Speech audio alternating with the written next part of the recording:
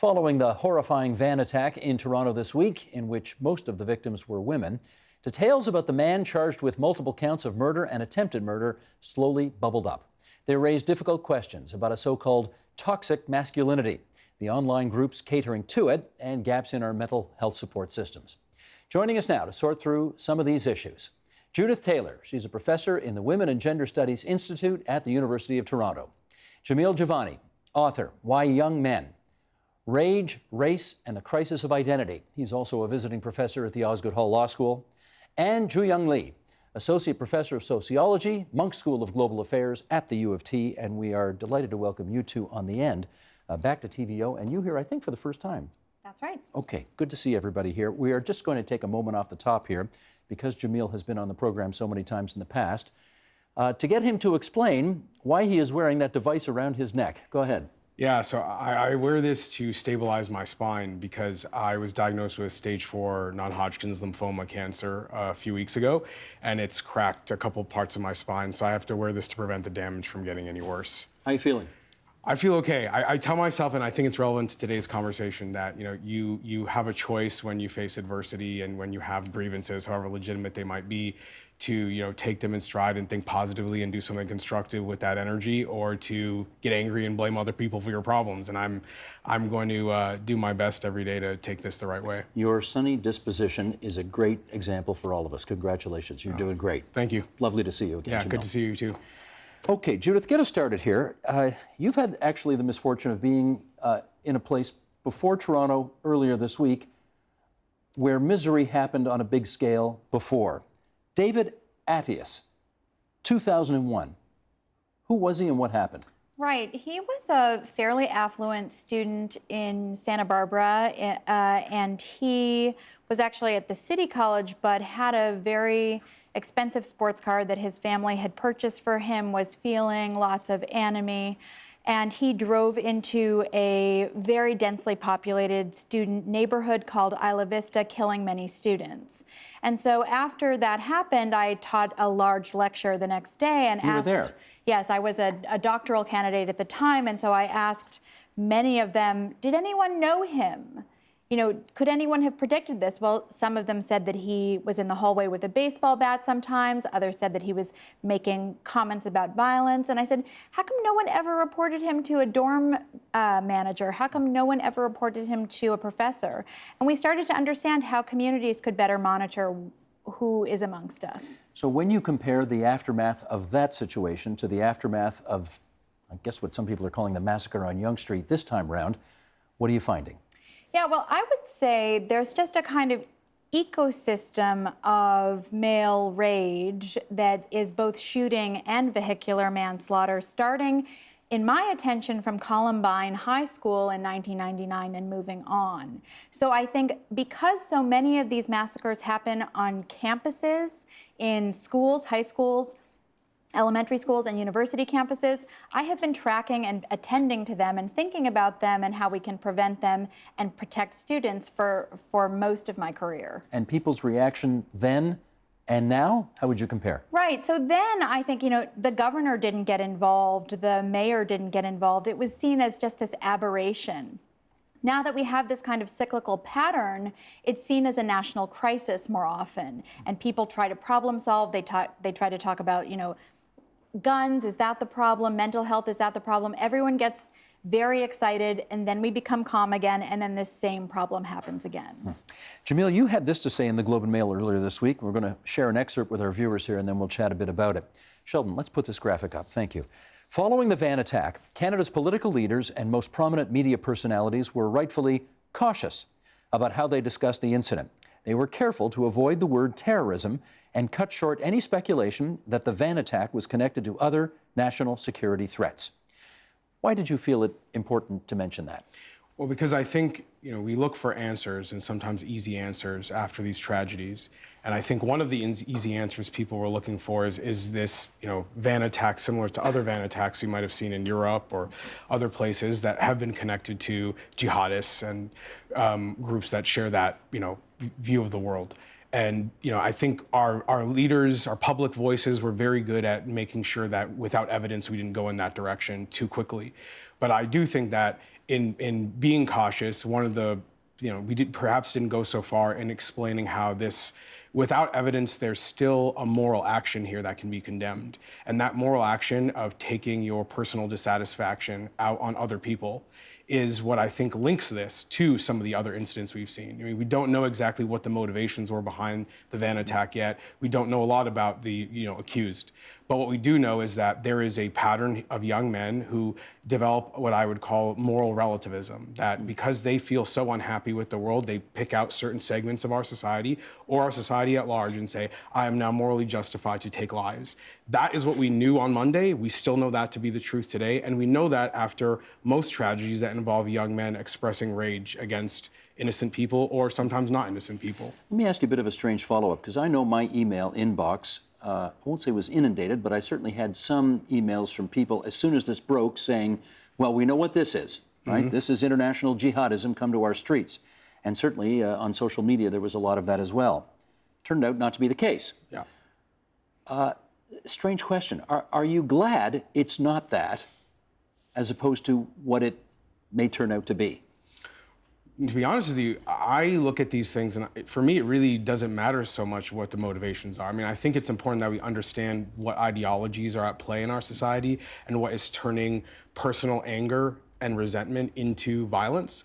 But I care a lot more about the young people involved and what is their emotional state that's leading them to violence, and what are the common threads between these different ideologies. That's what concerns me, because I really do think that it's important after these things we don't replicate the kind of divisiveness and polarization and tribalism that makes for these problems in the first place. Like I really do believe that we are collectively, I would never say we are collectively to blame for these problems, but I think that we collectively can help solve them. And seeing where we create an environment that allows for a young person to be drawn to ideas that, and some of the most terrible ideas in our society to make sense of their own lives. I mean, that is something that I think we should all be concerned about. Proactively, preventatively, exactly. Ahead of time. Yeah, and it doesn't matter if it's an alt-right neo-Nazi, a jihadist, a gangster. For me, that is a common concern I have, regardless of why a young person did what they might have done. Jooyoung, the man at the center of all this, as we have come to learn, is a guy named Alek Minassian. And his Facebook page apparently read, the incel, I-N-C-E-L, the incel rebellion has already begun. This term incel is new to a lot of people. What is it? Yeah, it's new to me. I actually had never heard of it until the post went viral and people started reading up about incel. And from my understanding, it stands for involuntarily celibate, and which is a shorthand for a community of people online who are frustrated. These are young men, mostly white men, I think, who are frustrated by their inability to connect to women, to have sexual relationships with women. And there's this belief and feeling of entitlement that these men feel as if, why am I not getting mine? And there's a whole kind of community that exists in places like Reddit and 4chan of these kinds of people. 4chan being one of those, the number 4, C-H-A-N. It's one of those websites where a lot of disaffected people hang out. Yeah, exactly. Are they mostly young people who are part of this incel rebellion? I think it's pretty hard, and we were kind of talking about this beforehand. I think it's hard to get the demographics of who is actually accessing these kinds of sites, but from the accounts that I've been reading and my colleagues have been reading, it does seem that most of the users fall within that younger demographic, 18 to 30 years old. We also know from criminology that this is a very precarious time in the life course where young people are susceptible to influence and where they're sort of trying to figure out their way in the world. And so, it seems like these sites and these communities are really a breeding ground for a lot of hatred and misogyny towards women. I think there was a figure that said there were 40,000 members who identify as part of this movement, at least online, and that's not counting other men who might also feel an affinity to the ideas and attitudes that are shared in these kinds of places. We should obviously point out that the police have not yet confirmed that that is the motive for this, but in light of the Facebook posting, people are drawing this conclusion at this stage. Judith, I want to follow up with you. Help us understand a sociological phenomenon whereby some men feel a need to band together under a banner such as incel. What is that? Yeah, I mean, what's fascinating is that there's a kind of larger ecosystem of entitlement that the Southern Poverty Law Center has really enabled many of us scholars to see that this gender ideology falls into. And it's really about the transformations in society that have been happening over the last 50 years. So big shifts in the economy, big shifts in what a job is, shifts in civil rights, and shifts in gender roles have made for a lot more freedom. And so many groups that feel that their place in society is not what their grandfather's place was are looking to blame someone. So immigrants are taking the jobs that should have been for me. Successful men like alpha males, but they call themselves beta males. Alpha males get a disproportionate number of the best women, and we are left with none. Whereas in past periods, women would have been assigned to men in arranged marriage situations, and so I would have had someone by now. Now I don't get to have anyone. So there are all kinds of ideologies. Now they could, again, say, like, how is it that the economy is structured in this way that there aren't safe jobs anymore, that the jobs that my grandfather could count on, I can't? It's never about shifts in globalization in the economy. It's really this kind of interwoven mix of immigrants are taking the jobs and other men who have better opportunities are taking the women. And so I'm left really with no way to mark my masculinity. But it's always, apparently, it sounds like it's always somebody else's fault. Right, right. So there's a wonderful scholar who wrote a book called Modern Misogyny at the University of Houston. And she writes, she's actually studied how men feel entitled to many more things than women do. So there are many lonely women in the world, right, who probably share the same kinds of concerns. Why is it that I have to go out there and date? I can't really, I don't feel successful. But they don't feel that they're entitled to that necessarily. They think, well, I guess I better enjoy other things. And they don't feel that someone has to pay for the fact that they've been forsaken. Let's play this, let's do this Facebook posting right now. This is from Catherine McDonald, who's a global television reporter, and she tweeted this. Facebook has confirmed to Global News TO that the post I tweeted last night, allegedly written by Alek Minassian, was authentic. Comment, this is a terrible tragedy. We have found and immediately deleted the suspect's Facebook account. So says a Facebook spokesperson. Jamil, I'd like to get your thoughts on your belief on the role that social media has played in all of this. Well, the incel group we were talking about just now is an example of what is, I think, new about facing violence and hatred today as compared to a couple of decades ago, perhaps, which is that now it is easy for organic online communities to form around grievances and frustrations to the point where they can be how young people identify themselves. So feelings of dissatisfaction that previously might have passed, or feelings that we might have been compelled to work through on our own, or speak to other people about, or look in the mirror and say, maybe I need to change my life, or I need to do something differently. Now you get to go online and find other people who affirm that negative feeling you have and tell you that it's worth rallying around. You can now organize around something that you, in a previous generation, you might have said, this has got to kind of leave my life. Instead, now you're embracing it. That is very dangerous, because what it means is that your identity as a young person is being formed with negativity at its core. And that is, also introducing a set of tools to work through your problems that are leading to disastrous conclusions, right? They're not getting to a positive future where you can imagine your life being better. It's actually making you feel like these negative feelings you're dealing with as a young person might be the way you exist.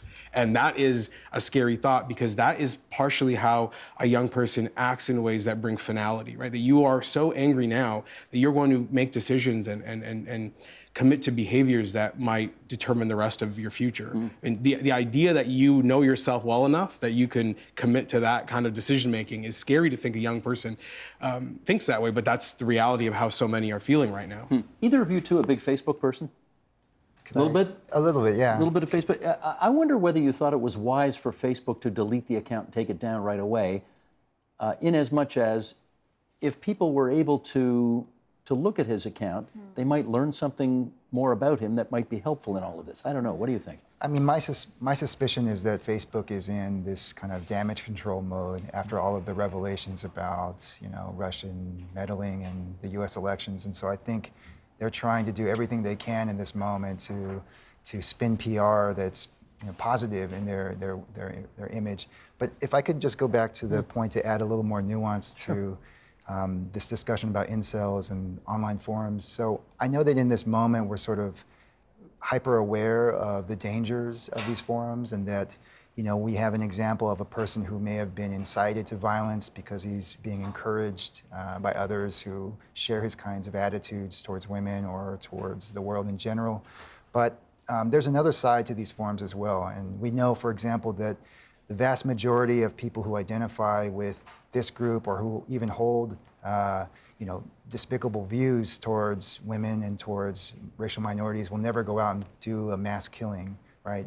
And that these online forums are also a space for victims of violence to connect with one another. They're also a space for lonely men who are socially awkward and don't have a lot of friends in their everyday life. Let me just pick up on the first thing you said. Are you saying this is sort of a safe place for a lot of people to go blow off some steam?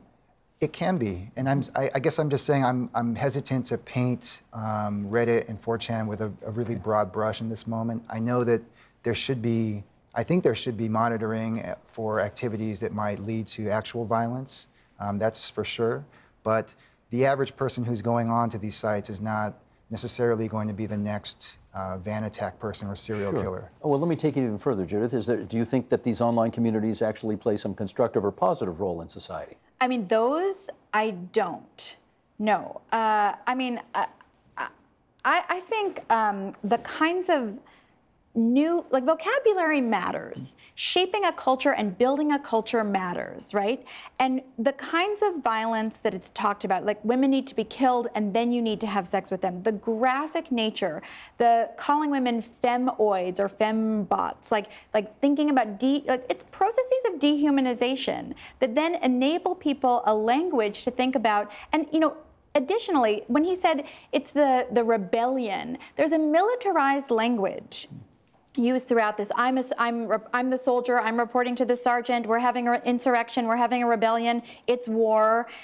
Language matters. And what's fascinating to me is that so many violent threats are made in these sites, and no one in law enforcement, on the upper divisions of law enforcement, has really been taking these groups on. Whereas feminist groups, peace groups, Black Lives Matter in the US, in Canada, have been monitored, to no end. I'm sure there's a file on me because I care about peace and I do work on women's equality. Is there a file on anyone who makes threats repeatedly in these forums such as 4chan?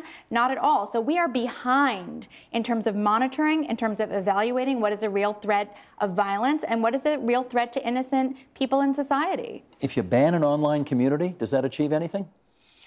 Well, what I think we're going to see with the aftermath of this week's tragedy is that you can ban some of these groups, you can delete them, but they will emerge elsewhere. Right? I mean, it's kind of, in some ways, this mirrors the free speech debate, right? Which is that you can try to control what people are going to say, but people will find other ways to communicate the ideas they want to. Yeah. So my view is, especially as it pertains to young people, is that we have culturally created an expectation that you have almost a double life, right? That your online life, you can say things and treat people in a way that you wouldn't in civil discourse with a person. Exactly. And what that means for a young person, though, is that a lot of adults just kind of leave them to their own devices in terms of what they will read online. And what you find in a lot of the young men who are radicalized by the ideas they read on the internet is that no adult was aware of what they were reading this entire time. They had a complete separate universe they were living in, a moral universe, a universe of ideas. And I think that penetrating that is what I think is most important, because I don't think you're going to completely control what a young person can find on the internet. But what I think you can do is provide more mentorship and stewardship in how they critically think about what they find online. And we're not doing a great job at that at all. Judith, I want to get back to you on this issue that, again, the man at the center of this, Alek Minassian, is thought to have been somewhere on, or is thought to be somewhere on the autism spectrum. Maybe he's got Asperger's, something like that. A number of people who came into contact with him over the years described him as being socially awkward, not speaking at all. How relevant, in your judgment, is it to focus on the mental health angle of this story? Well, there are separate categories here, and Jooyoung can interrupt because he actually has worked with some of these populations too. But there's mental illness, then there's autism spectrum, and then there's culture. And those are three very separate things. I think one of the things that men themselves are calling our attention to on these sites that I do find really important and that I am paying attention to is that men who are on the autism spectrum feel bullied, and they feel socially dislocated, and they feel ignored in school. And that can make an online community more attractive to them. And I'm thinking too of the young man who committed the murders in the mosque 6 years ago in Quebec City. Teachers said, of course, he was bullied, he was socially ostracized, he didn't fit in. Similarly, the young man who shot 10 people in the community college in Oregon in 2015, his mother and he also said that they were socially dislocated because of autism spectrum. So you do see this Sandy interesting. Hook the same thing? The young guy at Sandy Hook. I don't remember that one, but it wouldn't surprise me. So we're talking about men who feel that they are outsiders, that the community works hard to exclude them, that they don't have the tools to become integrated, and that the social media spheres are the only places that they can, fit in. I think that is something we really need to pay attention to. You want to weigh in on that as well? Sure. So as my colleague pointed out, before I went to grad school, I taught kids on the spectrum, elementary school kids. And I think one thing I want to put out there, because I see it popping up on my social media, is that there's this sort of presumed link between a person on the spectrum and violent behavior, right? And there's definitely not a link. Scientifically speaking, that link has never been made. But what I think is important is that this case shows us that it's not just about this being on the spectrum or not. Details are still unfolding, but there are many different kinds of mental health conditions that can send a person into a kind of frenzy and a rage where they would do something like this. And so I think, as more details unfold, the thing that struck me was that when the officer who didn't shoot him approached him, the guy seemed to be provoking him. He kept reaching for his wallet. I'm saying, kill me. Kill me. So this reminded me, of various mass shootings where the rampage was done as a final act before suicide. And there's a whole term within law enforcement, suicide by cop or police intervention. So my suspicion, and this is all speculation, is that this might have been somebody who was suffering also from depression as well.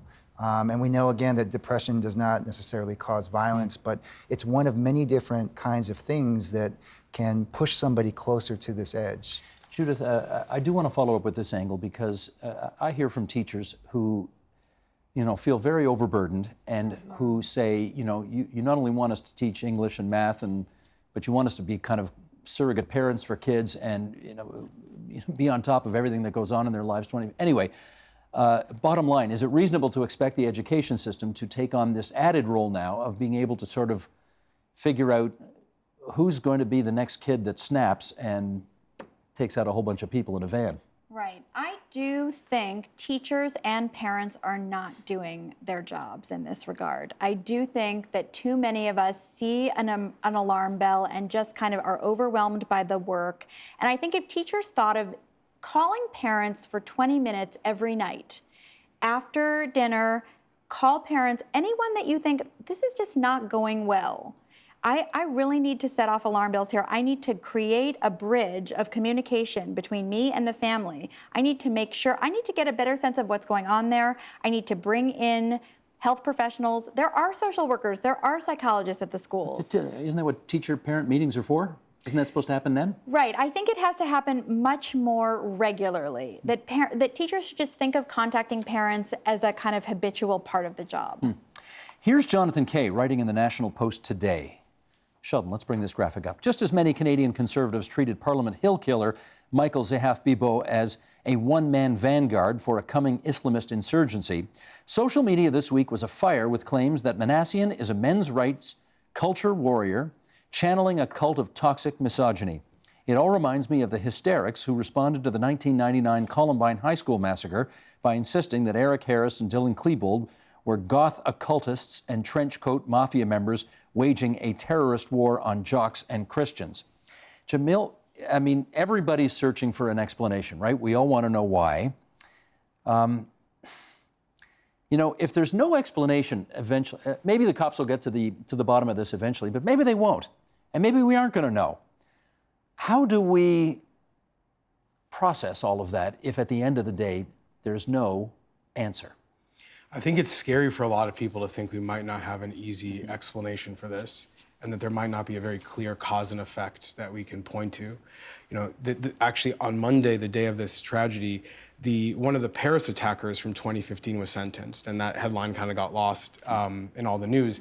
And I thought about it because I thought a lot about the Paris attacks and the research I've done, and realized we don't know any more about his motivations than we did a year ago. He's been in custody. He's been through the courts. Just remind everybody what he did. So he organized the 2015 Paris attacks, where I think 500 people were killed or injured through a series of attacks around the Paris area. And he was an ISIS recruit, and his friends were all ISIS recruits. And it was, you know, probably one of the most prolific jihadist attacks in the Western world over the last few years. But he's been in custody for a year, and we don't know any more about why he joined ISIS. We don't know any more about why he turned to violence. And I thought, you know, maybe this is going to be similar, where, you know, the court process could unfold, law enforcement could do their job, and yet we still might not have any more answers. And I think that's uncomfortable for people, but it's important, I think, a reminder to really focus on, like, what do we know for sure, right? The moral act of killing people and the process of coming to the conclusion that it's justifiable is something that we know for sure, right? The other thing we know for sure is that in this incident, where, you know, there's very clearly an example of dealing with your frustrations, your health issues in a terrifying way, there's also a police officer that handled this situation in a way that is very commendable. And in that process, I think he role modeled a nonviolent way of being a man that's actually really important to pay attention to, right? We see so many images of police officers who seem very keen to pull a gun out and hurt people. In fairness, mostly south of the border. Yes, no, but we see those same images here, and I think that shapes our political conversation here, maybe even more so than what actually happens in our borders. And so when you think about that and you say, well, here's an officer who didn't take the easy excuse he might have had to hurt somebody, who didn't shoot someone, and instead exemplified a way of treating someone in crisis with, I think, some real responsibility and care. I think those things that we know for sure are really valuable to extract lessons from, and to think about what might we take from this tragedy and these, 25 people killed and injured in Toronto. That could be helpful, right? That we can learn something, that we can show our young people there are ways to handle this and discuss this and learn from this that can make for a better society.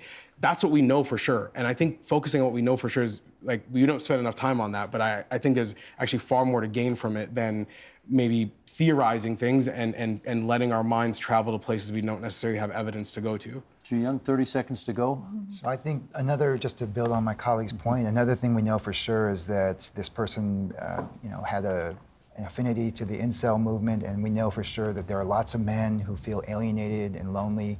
And we should really be thinking, how can we teach young men to not be violent, to not think that their sense of manhood is connected to sleeping with women, to being able to fight or expel violence on other people. So I think that the larger conversation is not necessarily about social media, but it's really about how can we raise boys to become better men. Hear, hear.